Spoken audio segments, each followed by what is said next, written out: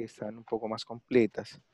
Eh, en esencia es lo mismo, la prueba va a derivarse de esta, pero quiero mostrarles con un poquitito más de objetividad clínica. Por ejemplo, en esta imagen donde se ve el cuello, aquí donde si ustedes me siguen con el cursor, este es el cuello uterino, aquí está la cabeza y aquí está la placenta ocluyendo el orificio cervical interno. Ahora más adelante les voy a mostrar. Esta, por ejemplo, es una ecografía Doppler donde se observa bien la placenta, el orificio cervical interno completamente cubierto por la placenta. ¿Ok? Aquí se ve un poco más clara la imagen. Este es el Doppler y son los signos que uno busca para determinar si existe o no acretismo placentario. Esta es otra imagen muy parecida. Aquí ustedes ven la vejiga. Aquí se vería el cervix. Esta es la placenta y este es el polo fetal. En este, bueno, esto es para hablarle de incretismo, percretismo y acretismo placentario. Aquí más adelante les voy a hacer un gráfico. Esta es una charla que yo le hice a unos muchachos hace poco, no la había encontrado, ahora la encontré, por eso la traigo.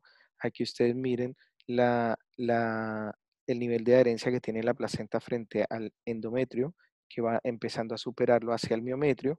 Ya claramente la placenta increta pasa directamente al miometrio y ya la percreta pasa a través del miometrio y llega casi posterior a la serosa. Estos son los signos ecográficos de un acretismo placentario que uno podría determinar, que eso no se los nombré no se los nombré especialmente en la charla anterior, pero se los quiero nombrar ahora. Entonces, que básicamente se ve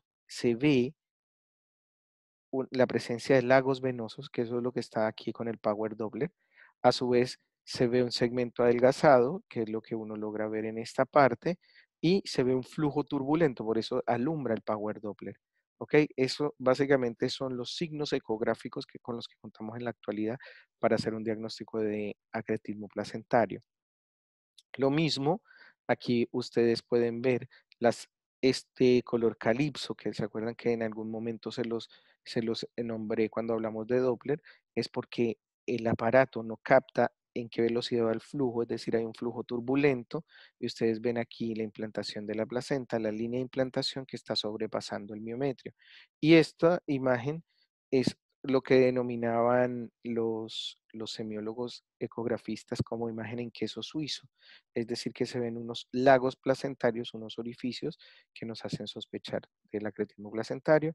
Básicamente esto es un útero con una placenta mal adherida. Aquí básicamente los gráficos de lo que es un desprendimiento prematuro de placenta normoinserta o abrupto placentario, como se conoce también.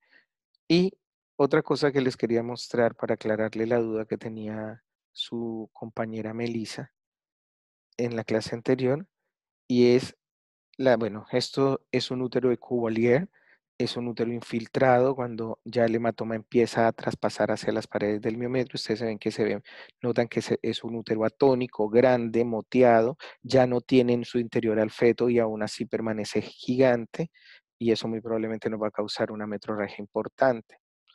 ¿Ok? Esto es una imagen muy bonita de un hematoma retroplacentario que, como ustedes ven, se observa el área de desprendimiento. Cuando el hematoma retroplacentario se ve por vía ecográfica, ya el pronóstico del feto es bastante malo. Otra imagen de un abruptio placentario en la paciente de 28 semanas que terminó en un óbito. Esto era lo que yo les decía, que cuando nosotros examinábamos la placenta al sacarla, veíamos áreas negras, oscuras, que básicamente hacían parte de lo que es el desprendimiento placentario, y por eso uno puede determinar el porcentaje de desprendimiento de forma clínica posterior a la cirugía. ¿Ok? Aquí hay varios trucos clínicos para hacer el diagnóstico de desprendimiento prematuro de placenta normoinserta, otras imágenes ecográficas, así se ve una placenta desprendida en un 50%. Bueno, es más bien estudio histopatológico. Esa es una imagen real de una rotura uterina. Ustedes ven que el útero está roto, se encuentra gran cantidad de sangre en la cavidad y se ven aledaños sacando los intestinos de un feto que se rompió el útero y resultó muerto. Entonces, bueno, esta es nuestra conocida maniobra de Christeller. Aquí es donde se genera la presión fúndica que habitualmente genera el daño a este nivel del útero y la rotura secundaria. Lo que les quería aclarar con esta charla, básicamente, bueno, hay imágenes de fetos a nivel de la cavidad. Esto es un útero que, así ustedes no lo crean, se rompió en dos partes. Durante la laparotomía se evidenció que estaba hecho pedazos. Esta es una ecografía donde se ve el útero y el feto afuera en la cavidad. Bueno, esto es un útero también que tuvo una rotura hacia posterior. Aquí ustedes ven que el útero está prendiendo de los redondos. Aquí se ve la solución de continuidad. Y aquí quería llegar. Recuerdan que Melissa había preguntado que si la inserción velamentosa del cordón era igual a la basa previa. Entonces, una hace parte de la otra. Esto lo que vemos acá nosotros es una inserción velamentosa del cordón. Si ustedes se dan cuenta, el cordón se inserta sobre el amnio si no tiene la gelatina de Wharton que lo protege. Aquí se ve un poco mejor.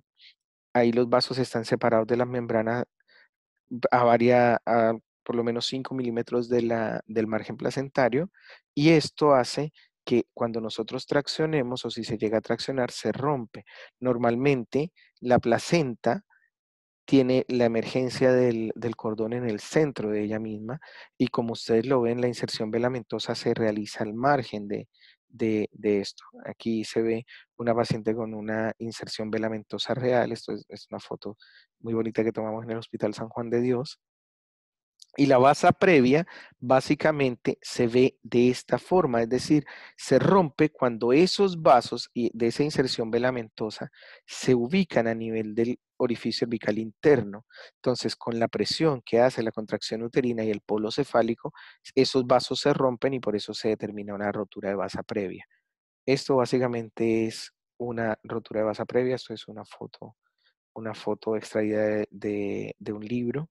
No es una foto real, no es una foto mía, por llamarlo de alguna manera, y aquí se presenta con mayor facilidad para que ustedes vean la inserción velamentosa del cordón, la colocación del cordón a nivel del orificio cervical interno y lo que va a ser la rotura de la basa previa. ¿Ok?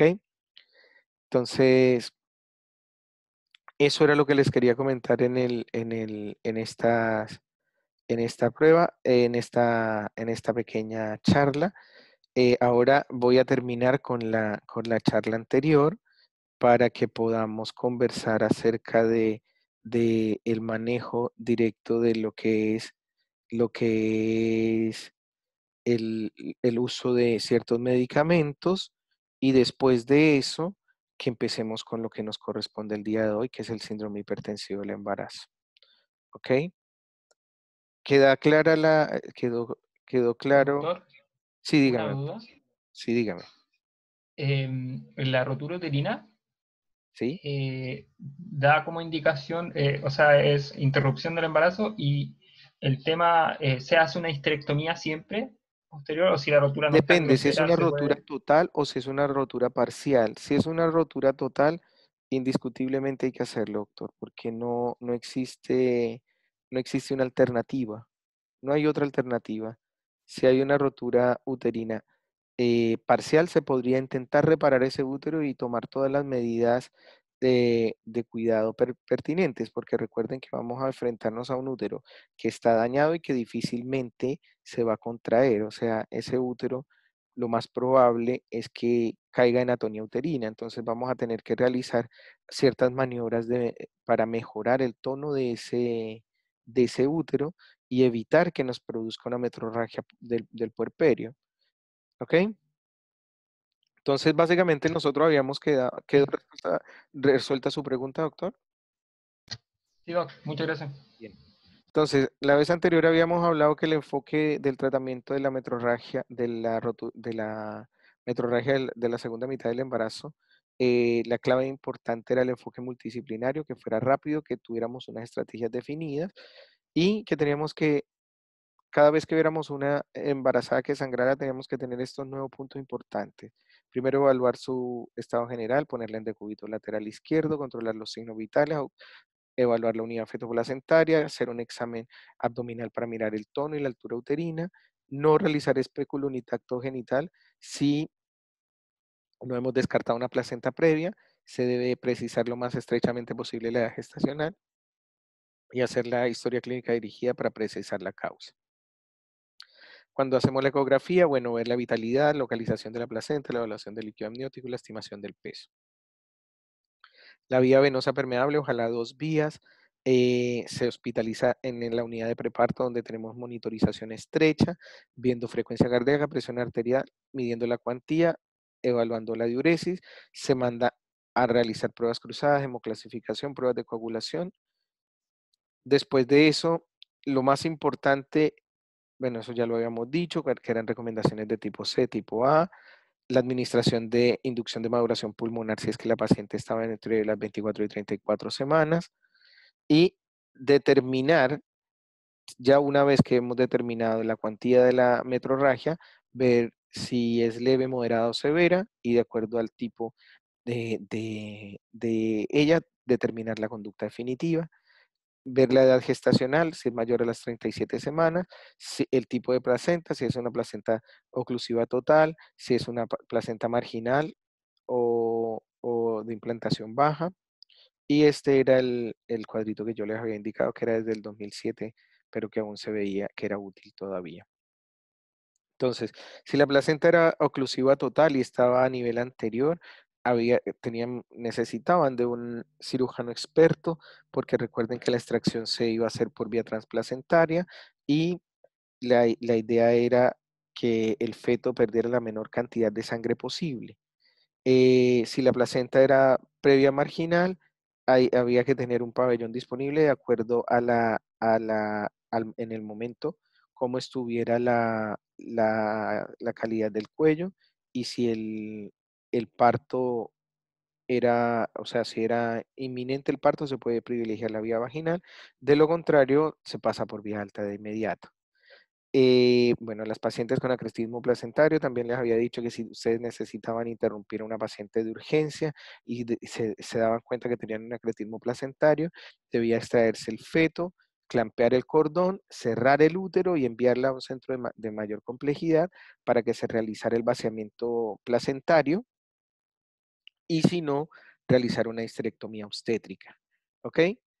Recuerden que también les dije que este tipo de pacientes deben manejarse por un equipo multidisciplinario que contenga urología, neonatología y ojalá 2 ginecólogos obstetras avesados que tengan buena experiencia. ¿Ok? Eh, bueno, esto es más de lo mismo. Que en las pacientes con acretismo placentario se debe evitar la incisión placentaria y la remoción placentaria manual. Se debe hacer una hemostasia importante del útero. Y si evidentemente hay un incretismo o un percretismo placentario, se debe realizar una histerectomía obstétrica, idealmente subtotal, aunque los que tenemos más experiencia la podemos hacer incluso total, privilegiando que la paciente no quede con una vagina corta. ¿Ok? Con respecto al riesgo de rotura de hemorragia de la vasa previa, básicamente cuando hay una RPM y nosotros empezamos a ver que hay salida de líquido sanguinolento con sangre fresca, es importante determinar que esta paciente tiene una rotura de vasa previa y hay que realizar una cesárea de forma inmediata porque si no vamos a tener un feto hipóxico y vamos a tener la muerte por exsanguinación. Les había dicho que los desprendimientos prematuros de placenta normiceta podrían ser moderados y severos. Eh, en realidad, algunos moderados pasan desapercibidos, pero los severos siempre van a mostrar una hemorragia severa con hipertonía uterina, descompensación y dolor para la madre, y el compromiso del feto es rápido e importante, incluso llegando a la muerte. Entonces, si la paciente está mayor a 35 a 36 semanas, indiscutiblemente hay que interrumpir el embarazo según las condiciones. Si está con 8 de dilatación, no la vamos a llevar a cesárea. Pero si la paciente tiene malas condiciones obstétricas, de inmediato le damos parto por vía alta. Obviamente no olviden la maduración pulmonar, la monitorización de los latidos cardiofetales, el índice de líquido amniótico. Recuerden que si hay sangrado puede aumentar. Importante pensar en realizar un Doppler umbilical intercalado. Si ya tenemos más expertise y tenemos la posibilidad de hacer una amniocentesis. Y En los casos que ustedes quieran trasladar a la paciente y porque no tienen las condiciones de realizarlo y quieran ganar tiempo, se puede realizar una reanimación fetal intrauterina con nitroglicerina, una tocolisis de emergencia, lo que relajará el útero y evitará que la placenta se nos siga desprendiendo. Se puede utilizar eh, nitroglicerina, se puede utilizar atosiban, etcétera, etcétera. Cuando el desprendimiento de prematuro de placenta normoinserta es severo, lo sabemos porque tenemos una paciente con una alteración real de la frecuencia cardíaca fetal, con desaceleraciones, incluso podemos llegar a tener un óbito, y si el desprendimiento es masivo, ahí debemos pensar en un riesgo de descompensación hemodinámica. Si tenemos óbito y la paciente se encuentra hemodinámicamente estable, debemos realizar una, una, una inducción del parto. Si la paciente se encuentra inestable, hemodinámicamente inestable o con signos de coagulación intravascular diseminada, debemos entrar a hacer una cesárea de urgencia. Bueno, esto también lo habíamos dicho.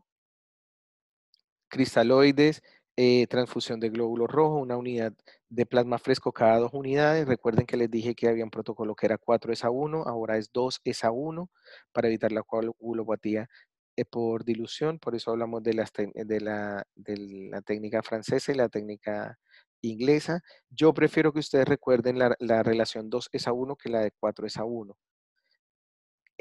La relación de 4:1 la ocupamos básicamente porque no teníamos o no tenemos, cuando no tenemos un banco de sangre que nos permita utilizar la cantidad de sangre que nosotros requerimos en este tipo de cuadros, porque en realidad son muy, muy agobiantes y consumen bastante hemoderivados, pero la idea es esa, mantener el hematocrito en 28 y la diuresis en 30 ml hora.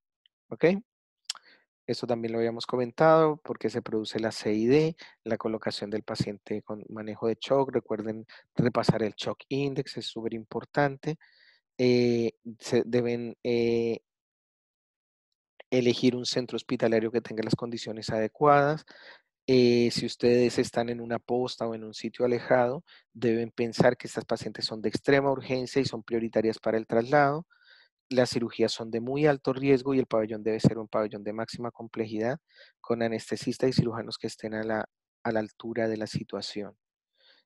Básicamente, bueno, lo que les dije, es importante el consentimiento informado, mantener buena comunicación con los parientes, buen registro en la ficha clínica, un estudio completo antes del manejo, anticiparse las posibles complicaciones, considerar diagnósticos y elegir tratamiento de menor riesgo posible y también evaluar las patologías aledañas.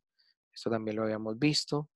Eh, bueno, básicamente, cuando una paciente tiene un sangrado mayor a 800 ml, bueno, ya sabemos que hay una pérdida en la estabilidad hemodinámica cuando se llega a 1500, porque estamos perdiendo en teoría el 25% del volumen sanguíneo. Ahí en ese caso ya van a haber alteraciones de los latidos cardiofetales y del monitoreo fetal relacionado con descompensación materna. Se debe hacer una reanimación inicial, idealmente con una vía respiratoria permeable con un buen aporte de oxígeno. La paciente entra en Delenburg y si se puede y la paciente se siente cómoda con lateralización a la izquierda, los 2 catéteres en cada brazo, reposición de líquido inicialmente con cristaloides y obviamente ir midiendo los electrolitos plasmáticos y hacer el aporte de volumen con hemoderivados. Bueno, esto básicamente lo que yo les había, es un cuadrito que le realicé para mirar cuáles son los comportamientos de las pacientes con un estado de shock en el momento, después de manera tardía o cuando es secundario o posterior. Ahí ustedes van a ver cómo se ve comprometido el aspecto mental, el aspecto general de la piel, la presión, el aparato respiratorio, el gasto urinario, el efecto de la presión arterial y del gasto urinario. De esa manera ustedes pueden determinar qué tan severo es el choque en su paciente y de qué manera van ustedes a actuar y cómo van a perfundir esa paciente lo más rápido posible. Bueno, es lo mismo, básicamente nos dice que debemos tener una muy buena analgesia, descartar que ese útero quede con restos placentarios, evitar la inercia uterina, ver que no haya un desgarro en el canal blando, posteriormente si hay sangrado, porque recuerden que estas pacientes con desprendimientos o algo pueden hacernos sangrados del puerperio, tenemos que ocupar úteros retractores, el balón de Bacri, el taponamiento uterino y la transfusión debe ser intraoperatoria y debe ser manejada por el anestesista idealmente porque nosotros vamos a estar ocupados de la madre. Se falló el segundo paso, es decir, medicamentos, ya sea oxitocina, carbetocina, misoprostol, ergometrina. Nosotros solo tenemos 30 minutos para tomar la decisión de reintervenir esa paciente si es que sigue sangrando por vía vaginal y tenemos que pensar en hacer la ligadura de las arterias uterinas, de las arterias hipogástricas, hacer una técnica de Lynch o una técnica de Ayman modificada, o si tenemos las opciones de realizar una embolización arterial radiológica con microcristales de alcohol poliglicólico, podemos llegar a esa parte. Y el cuarto paso básicamente ya es pensar que vamos a enfrentarnos a una coagulopatía de consumo y que tenemos que sacar ese útero para cerrar la llave. Entonces el tratamiento básicamente, el hematocrito inicial es engañoso por hemodilución, ya lo habíamos visto, y la principal manera de evaluar una paciente no es con exámenes paraclínicos en este caso, sino con exámenes clínicos. Entonces, habitualmente entre 2 a 6 unidades de glóbulos rojos, según el estado hemodinámico, vamos a tener que transfundir. Luego, por lo menos tenemos que tener entre 1 y 3 unidades de hemoderivados para mantener un hematocrito mayor a 30 y una hemoglobina mayor a 7. El riesgo de muerte materna con un hematocrito menor de 12 y una hemoglobina eh, ay, pucha, con una hemoglobina menor de 5 es bastante alto, supera el 50%. Entonces, si nosotros tenemos unos electrolitos plasmáticos a la mano, podemos posteriormente realizar la reposición de sodio y calcio. El potasio no lo vamos a reponer hasta que la paciente no tenga diuresis espontánea. Debemos estudiar la anemia y ver cómo están los perfiles de coagulación. No debemos nunca descuidar la coagulopatía por dilución. Tampoco debemos generar sobrecarga. Recuerden que hay algunos autores que afirman que los crioprecipitados eh, se pueden utilizar en lugar del plasma fresco congelado, pero hay algunos que dicen sobre todo que los coloides como el volumen y el hemacel pueden llegar a producir de manera posterior algún tipo de acidosis metabólica por liberación de ácido láctico. Entonces, debemos tener claro cuál va a ser la conducta nuestra frente a la reposición de volumen. Si tienen cristaloides, pueden irlo mezclando con coloides si tuvieran a la mano, si no, con solo cristaloides es suficiente. Estas pacientes, sobra decirlo que después de que se ha generado la expansión de volumen, son candidatas a ocupar medicamentos vasoactivos como la dopamina, la noradrenalina, la dobutamina, etcétera. Eso ya es de manejo más anestésico y de los colegas de la unidad de cuidado intensivo, a donde sí o sí debe estar esta paciente, por lo menos en una unidad de cuidado intermedio. ¿Ok? Entonces, después de que la paciente se encuentra estabilizada de su sangrado, si no ha tenido el parto y tiene buenas condiciones, nos vamos por parto vaginal inmediato, si no por cesárea, si no hay buenas condiciones obstétricas, perdón, y nunca subestimen la cuantía de un sangrado. El sangrado es sinónimo de urgencia y debemos actuar y pararlo lo antes posible.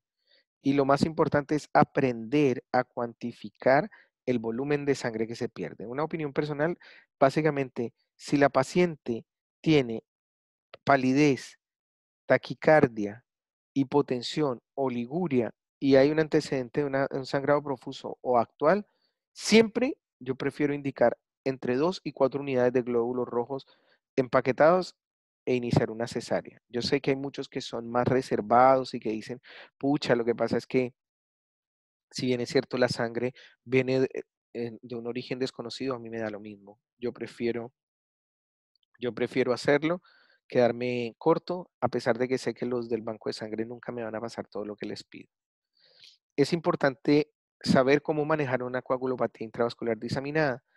Y eso, a pesar de que eso se lo van a manejar en medicina interna y cuando estén pasando por unidad de cuidado intensivo, pero no sobra darles una aproximación a lo que se hace. Básicamente, nosotros debemos pensar en una coagulopatía intravascular diseminada cuando tenemos un sangrado masivo que supere los 5 a 6 litros en 24 horas. Una unidad de 500 ml de glóbulos rojos Recuerden que también tiene leucocitos, factores de coagulación y otras proteínas plasmáticas. No contiene factores de coagulación importantes, entonces es importante que una unidad de 250 ml se pueda determinar el aporte de los,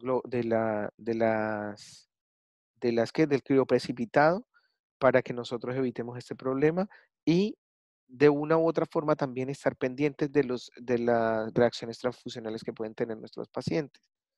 Básicamente el plasma fresco congelado actualmente lo tenemos a la mano. eh, de una u otra forma no tiene un concentrado de factores de coagulación sin plaquetas. Una unidad más o menos es de 250 ml y nos va a ayudar a incrementar la concentración de factores de coagulación en un 2 a 3% y con respecto al fibrinógeno entre un 5 a un 10%. Habitualmente nosotros para incrementar lo que necesitamos vamos colocando de a 2 unidades, pero como es tan difícil de obtener, pues no vamos a tener tanta disponibilidad de este medio. El crioprecipitado básicamente es una concentración de plasma fresco congelado, tiene todos los factores de coagulación lábiles necesarios y en una unidad solo tenemos 40 ml. Eso sí, debemos evitar sobrecargar el volumen para tratar la hipofibrinogenemia. Con respecto a las plaquetas, que también es otra alternativa que muchos utilizamos, una unidad está entre 40 y 50 ml, se espera que suba un recuento más o menos en 10.000 y se indica en cada caso con un mínimo de 6 a 8 unidades, no más que. La preparación rápida para la cesárea básicamente se da entre 2 a 4 unidades de glóbulos rojos y plasma fresco congelado. Se puede iniciar en el preoperatorio y en el intraoperatorio, si es que se va a hacer rápido, si no, no tiene sentido, es preferible realizarla en el intraoperatorio. ¿Ok? Si ya nosotros tenemos una metrorragia severa posparto, que es incoercible, que haya inercia uterina o un útero de Cuvelier, lo primero que debemos pensar es que existe algún resto a nivel uterino, se debe realizar sí o sí un escobillonaje con revisión instrumental y revisión manual, masaje uterino intenso y compresión uterina externa. Se coloca una infusión de oxitocina de 10 a 20 unidades EB y se puede colocar prostaglandinas o se puede colocar dinoprostona, misoprostol, metilergonobina, carbetocin, lo que tengamos a la mano en las dosis que están ahí descritas. Si eso no es suficiente, entonces si tenemos a la mano un balón de Bacri, pues se puede colocar, pero no es lo más indicado. La idea es realizar una embolización arterial selectiva, ese es el gold standard, pero no contamos con eso en todas partes. Y si no, pues entonces tenemos que hacer una ligadura de arterias uterinas, de arteria hipogástrica, o una cirugía, una sutura en Belinch o Ayman modificada.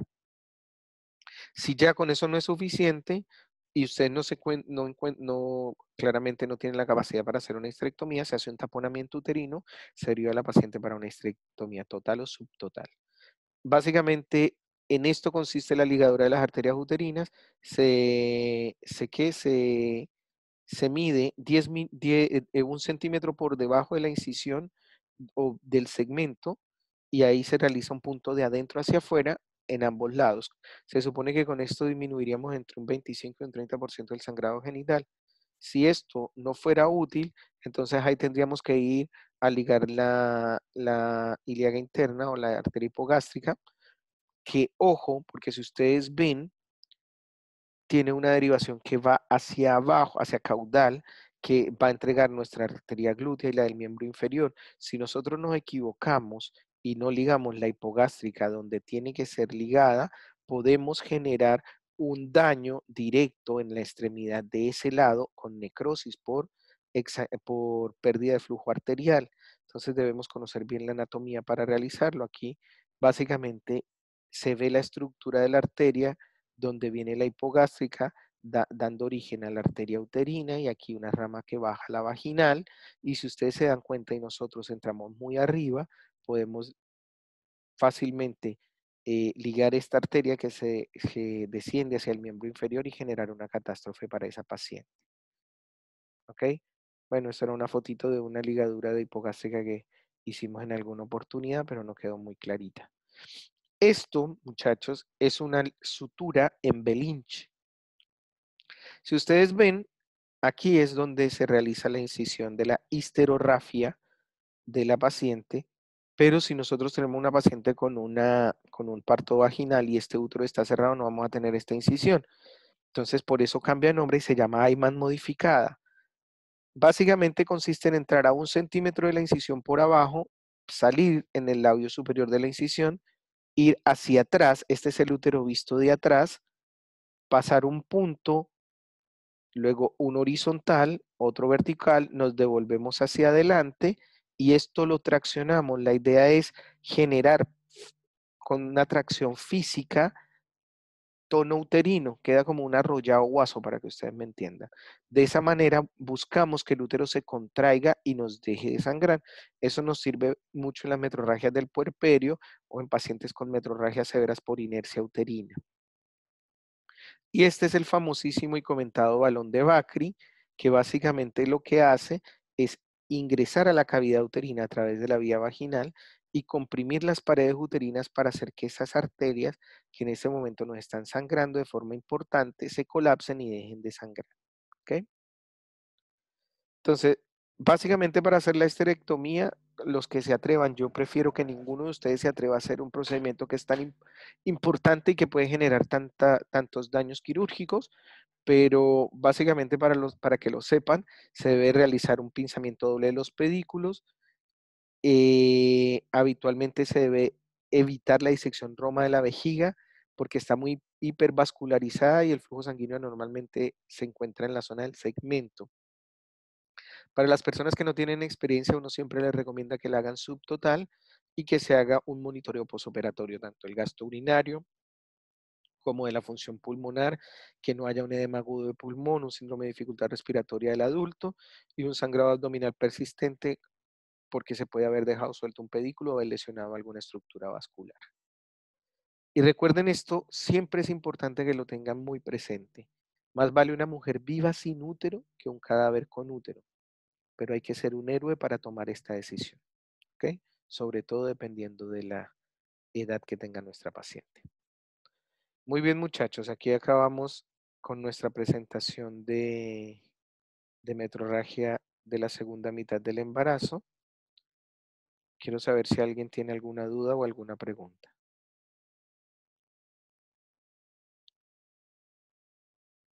Cuéntenme todo, muchachos.